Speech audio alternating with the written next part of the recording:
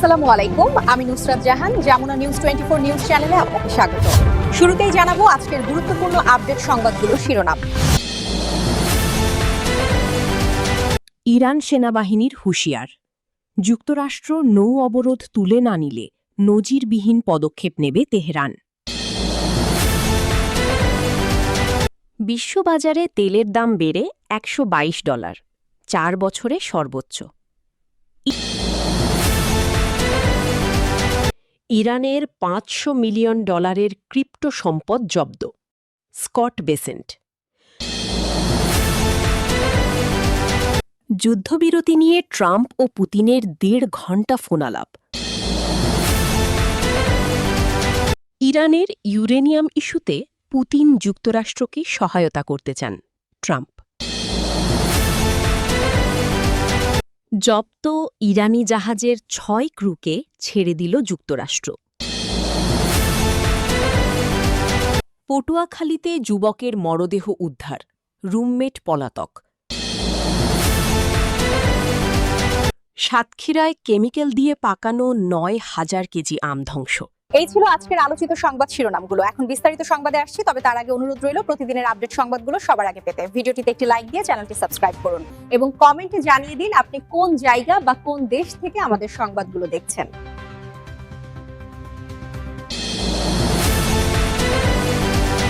Iran সেনাবাহিনীর হুঁশিয়ার, যুক্তরাষ্ট্র নৌ অবরোধ তুলে না নিলে নজিরবিহীন পদক্ষেপ নেবে তেহরান।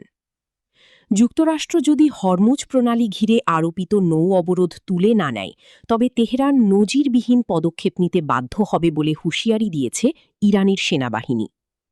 ইরানের রাষ্ট্রীয় টিভি চ্যানেল প্রেস টিভিকে দেওয়া এক সাক্ষাৎকারে এক উচ্চপদস্থ সামরিক কর্মকর্তা বলেন, হরমুজ প্রণালী ঘিরে যুক্তরাষ্ট্র যদি নৌ অবরোধ বজায় রাখে, তাহলে তার কঠোর জবাব দেওয়ার প্রয়োজন হবে।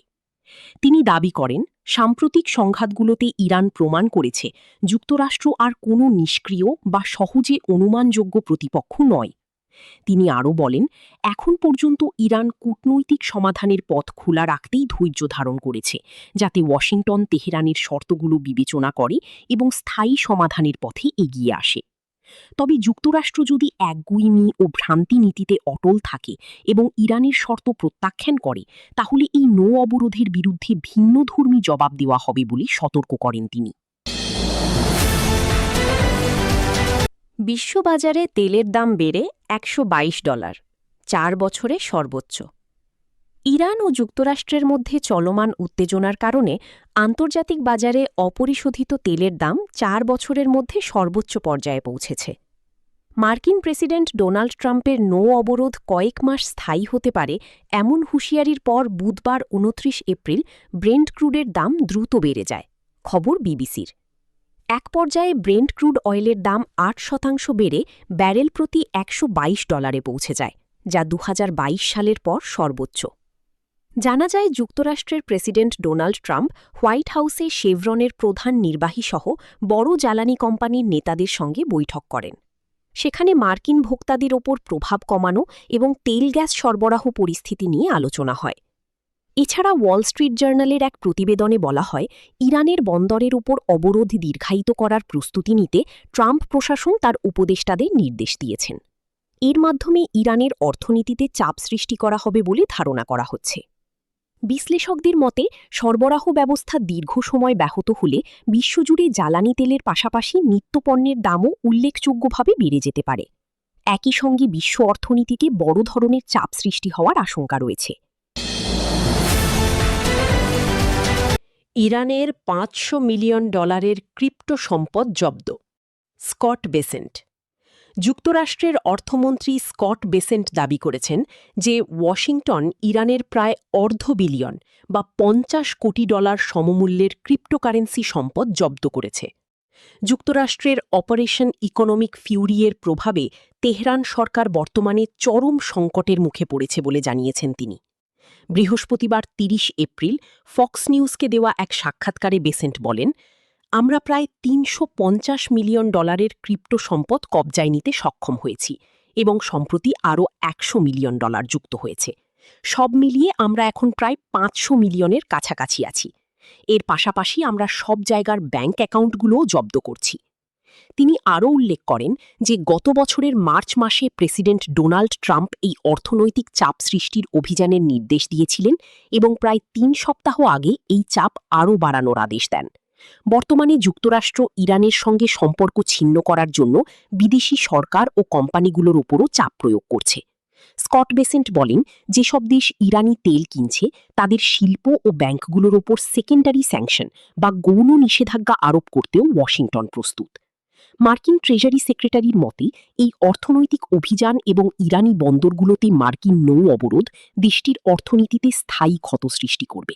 তবে ইরান এই প্রচারণাকে উপহাস করে বলেছে এতে কেবল তেলের দামই বাড়বে।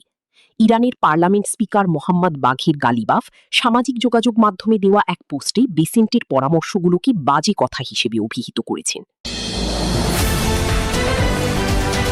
যুদ্ধবিরতি নিয়ে ট্রাম্প ও পুতিনের ১.৫ ঘণ্টা ফোনালাপ। রুশ প্রেসিডেন্ট ভ্লাদিমির পুতিনের সঙ্গে প্রায় ১.৫ ঘণ্টা ফোনালাপ করেছেন মার্কিন প্রেসিডেন্ট ডোনাল্ড ট্রাম্প। আলোচনা হয়েছে মধ্যপ্রাচ্যে চলমান যুদ্ধবিরতি নিয়ে। ক্রেমলিন ও মার্কিন প্রেসিডেন্ট নিজেই নিশ্চিত করেছেন এই তথ্য। ফোনালাপে দুই রাষ্ট্রপ্রধান ইরানের পরমাণু কর্মসূচিকে কেন্দ্র করে সৃষ্ট সংঘাত নিরসনে বিভিন্ন প্রস্তাব তুলে ধরেন। এ সময় স্বচ্ছতার জন্য তেহরানের পরমাণু কর্মসূচির সঙ্গে যুক্ত হওয়ার ইচ্ছাও প্রকাশ করেন রুশ প্রেসিডেন্ট। যুক্তরাষ্ট্রের বর্ধিত যুদ্ধবিরতির সিদ্ধান্তকেও স্বাগত জানিয়েছে মস্কো। এছাড়াও দ্বিতীয় বিশ্বযুদ্ধের সমাপ্তির বার্ষিকী উপলক্ষে ইউক্রেনে অস্থায়ী যুদ্ধবিরতি বাস্তবায়নের বিষয়ে ডোনাল্ড ট্রাম্পকে প্রস্তাব দেন পুতিন। তথ্যসূত্র আনাদোলু এজেন্সি ও আল জাজিরা। ইরানের ইউরেনিয়াম ইস্যুতে পুতিন যুক্তরাষ্ট্রকে সহায়তা করতে চান ট্রাম্প। ইরানের সঙ্গে চলমান যুদ্ধে ইউরেনিয়াম মজুত নিয়ে বিরোধ নিষ্পত্তিতে যুক্তরাষ্ট্রকে সহায়তার প্রস্তাব দিয়েছেন রাশিয়ার প্রেসিডেন্ট ভ্লাদিমির পুতিন।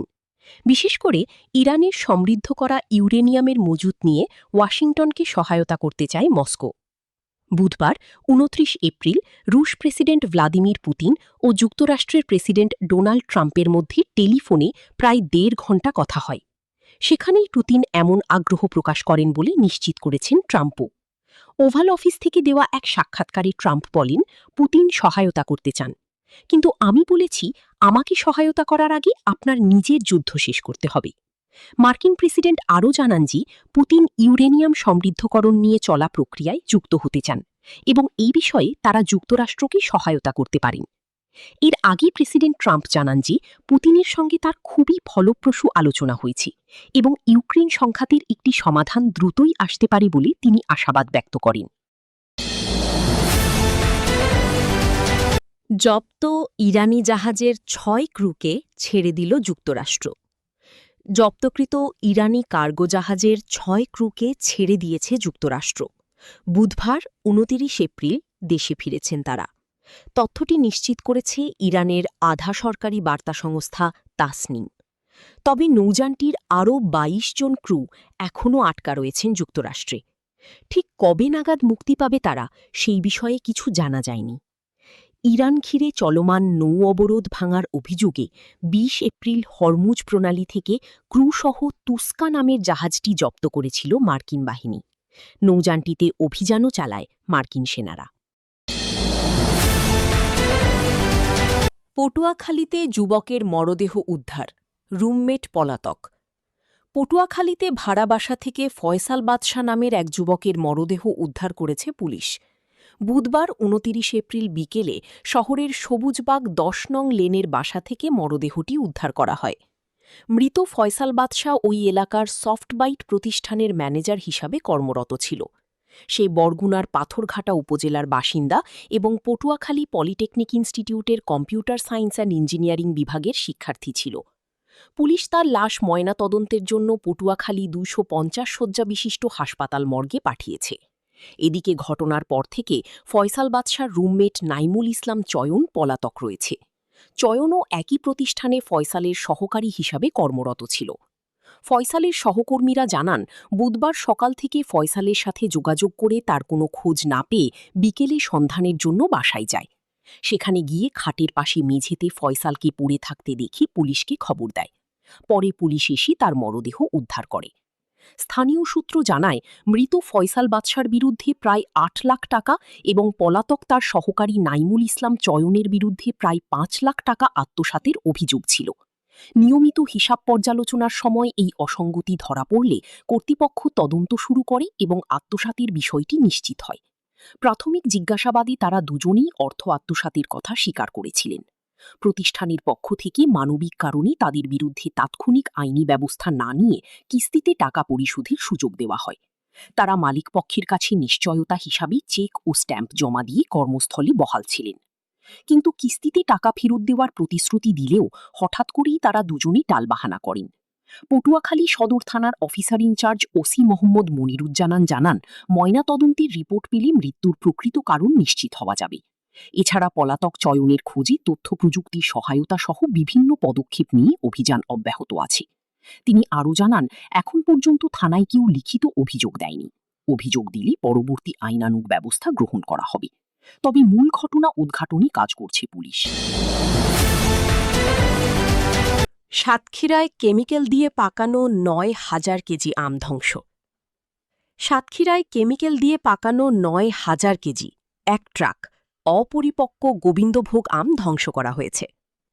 বুধবার ২৯ এপ্রিল ভোর রাতে শহরের পুরাতন সাতক্ষীরা এলাকা থেকে কেমিক্যাল দিয়ে পাকানো আমের ট্রাকটি জব্দ করা হয়। দুপুরে বিনেরপোতা এলাকায় ডাম্পিং পয়েন্টে ট্রাক ও এক্সকাভেটর মেশিনের চাকায় পিষে রাসায়নিক মিশ্রিত আমগুলো ধ্বংস করা হয়েছে। পুলিশ জানায়, অপরিপক্ক আম রাসায়নিক মিশিয়ে পাকিয়ে বাজারজাত করা হচ্ছে এমন গোপন খবরে শহরের পুরাতন সাতক্ষীরা এলাকায় অভিযান পরিচালনা করা হয়। ট্রাকটি চট্টগ্রামের উদ্দেশ্যে যাচ্ছিল। এ বিষয়ে সাতক্ষীরা সদরের সহকারী কমিশনার ভূমি মোহাম্মদ বদরুদ্দৌজা বলেন, ভ্রাম্যমাণ আদালত পরিচালনার মাধ্যমে জব্দকৃত প্রায় ৯,০০০ কেজি রাসায়নিক মিশ্রিত অপরিপক্ক আম ধ্বংস করা হয়েছে।